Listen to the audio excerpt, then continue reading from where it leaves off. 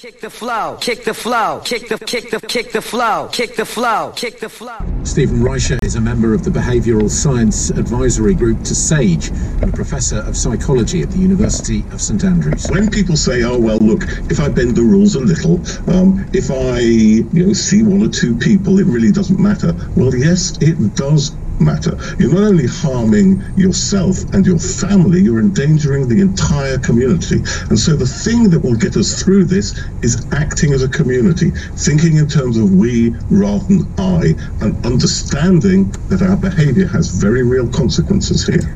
A third coronavirus vaccine made by the American firm Moderna has been approved for use by UK regulators. Britain's ordered 17 million doses of the jab, which are expected to arrive by the spring. Metropolitan police officers will have to justify their use of handcuffs following a review launched after the stop and search of Team GB sprinter Bianca Williams.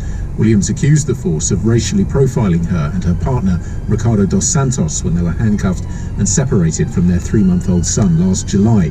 Commissioner Dame Cressida Dick apologised to the athlete after footage of their car being stopped in Maida Vale was posted online by the former Olympic medalist Linford Christie. President Trump has announced he won't attend the inauguration of his successor, Joe Biden. Earlier, he promised a peaceful transfer of power after facing severe criticism for his reluctance to condemn his supporters for the storming of the Congress building. Our Washington correspondent, Nomia Iqbal, says it will be the first time in living memory that an outgoing president won't show up at the swearing-in ceremony. You'd have to go right back into the 1800s for other presidents who didn't attend the inauguration of their successors. We are hearing reports that he's planning to actually leave the White House the day before and return to his home in Florida. Dame Barbara Windsor has been laid to rest with flowers spelling out Babs, the Dame and Saucy adorning her coffin. Her husband Scott Mitchell, who was married to Dame Barbara for 20 years, was joined by famous friends including Ross Kemp, Christopher Biggins, David Walliams and Matt Lucas at a private funeral at Golders Green Crematorium. The actress, known for her work in the Carry On films and EastEnders, died in December at the age of 83. Now, with this evening's sports headlines for London, is Andy Rowley. Good evening. Crystal Palace travel to Wolves for the first match in this year's FA Cup third round. Meanwhile, Charlton Athletic take on League One's form team Accrington Stanley in the live game with BBC Radio London Sport on digital from 7. West Ham. The other day about New Zealand, tiny country, but it's having pop concerts of 30,000 people. People can go and watch the sport, they can go and watch the rugby, people can go to restaurants, they can go out and about. And therefore, as I say, it seems to me a pretty sensible choice that, yeah, we're going to control our borders, we're going to be able to open up much, much more. And if we don't control our borders, then we're going to have more infection coming in, and we're going to have more controls internally. We're going to have to close down more of our society, and it doesn't seem to me that's a particularly good idea. We're having conversations now about the extent to which we close them down, because scientists like yourself are saying close it down to everybody from everywhere, and of course, you know, we've got these red zone countries, 30 or so. Let me move it on a little bit, because we've got two more questions for you, and I think they're quite fundamental for my listeners. I don't know if you're aware of somebody called Professor Graham Medley, but he's an advisor on SAGE, and he says the UK government should avoid setting dates. We've got quite a few of them, haven't we? 15th of February for this, 15th of February, my memory serves me rightly, for the top 4 groups, 22nd of February for an outline about the outline out of this, and the 8th of March, by which maybe a few children might start going back to school. Over-promised and under-delivered, but he has to set a date. He's got backbenchers, he gets elected, you don't. No, that's true. I'm not a politician, you probably noticed.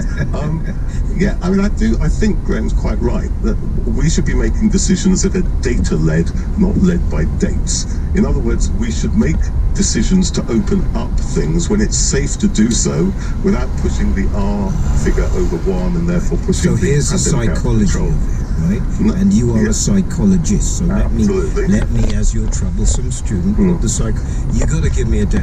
You got to give me something.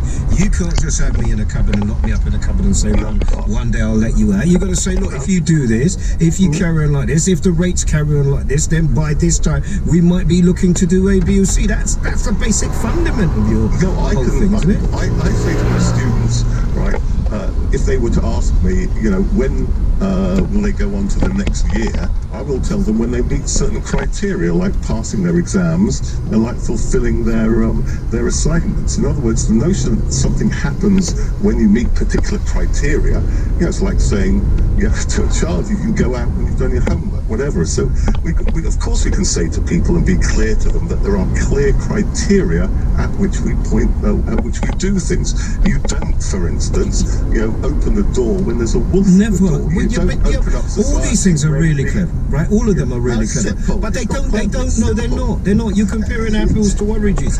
You cannot stand there with the sun. You're making me laugh, and I'm being serious. You can't stand there, Professor, with a chief science officer, a chief medical officer, and when you're asked about, when this lady can next see her mother, when this person can next see that grandchild that they've never seen, when this person might be able to go and do their job again, because right now they're on their face, they've got a 0 hours contract, when this person might be able to come off furlough, when this firm might be able to move and start selling things again.